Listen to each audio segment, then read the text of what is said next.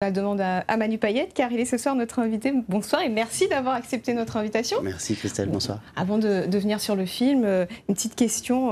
Les bons la mangent ou de carré, comme vous l'avez demandé à la sortie de l'avion? Si, oui, elle m'a mangé, ouais. Mais elle la mange trop. Ah bon? Mm. C'était quoi? Ben, elle avait plusieurs, c'est ça le problème. Mais là, ça va. Ben, ça va, mais un carré appelle l'autre.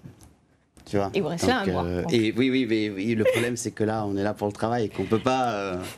Enfin, bref. Voilà, alors... À La Réunion pour le travail, La Réunion terre de tournage, Hawaï, c'est une grosse production française. Comment La Réunion a-t-elle été choisie comme lieu de tournage?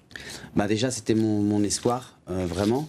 En fait, quand j'ai rencontré la réalisatrice, Mélissa m'a confié que c'était compliqué d'envisager Hawaï parce que c'est l'Amérique et parce que les tournages aux États-Unis c'est compliqué, les règles sont différentes, etc. C'est loin, et puis il y avait aussi la crise sanitaire, etc. Et donc moi, vous faites dire des gros mots. Ok, je vais ouvrir. C'est vrai que là on voit des illustrations. Bon, allez. Waouh. On va y revenir. Wow.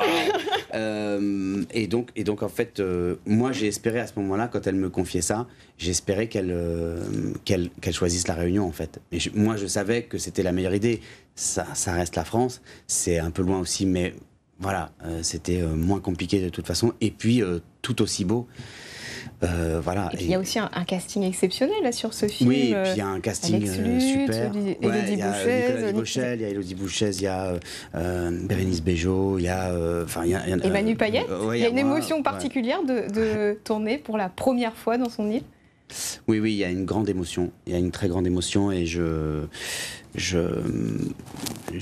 j'appréhendais beaucoup de revenir. Moi qui ai toujours parlé à mes parents, à mon père, que je n'ai plus aujourd'hui, de cinéma, je les saoulais avec ça. J'allais tout le temps au cinéma, je sortais du Plaza 1, j'allais au Plaza 2, après je passais dans les 3 Ritz, enfin bon, je passais ma vie au cinéma. Et puis quand c'était pas ça, c'était des cassettes vidéo à la maison. De revenir ici, tourner un film de cinéma, pour moi c'est vraiment, même si ça s'appelle pas Réunion, ça s'appelle Hawaï, je me dis que c'est déjà pas mal quand même.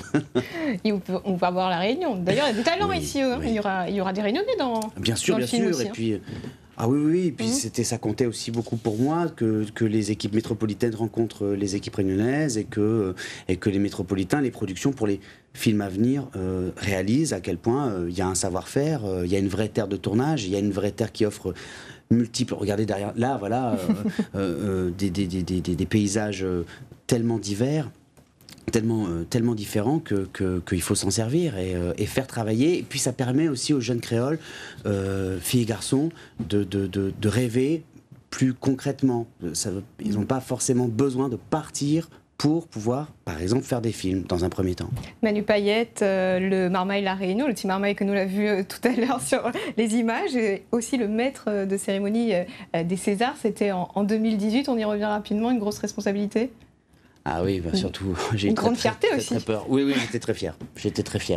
Et puis, pareil, j'étais fier d'être le premier créole à présenter les Césars. Et puis, j'étais très fier. J'ai représenté la Réunion. J'étais animé par ça. Et puis même s'il y avait un décalage horaire qui faisait que même ma mère s'est endormie devant.